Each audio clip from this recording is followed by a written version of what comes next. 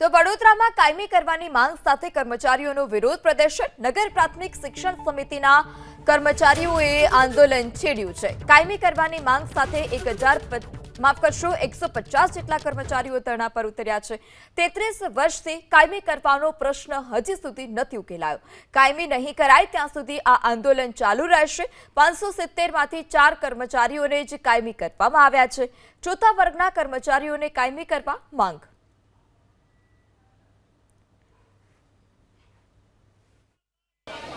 અત્યારે અમને કશો મળતો નથી। અમારે શું કરવાનું? અમને જ્યારે જેટલી વાર બેહાડે છે ને એટલી વાર અમને ઊભા કરી દે છે લોકો।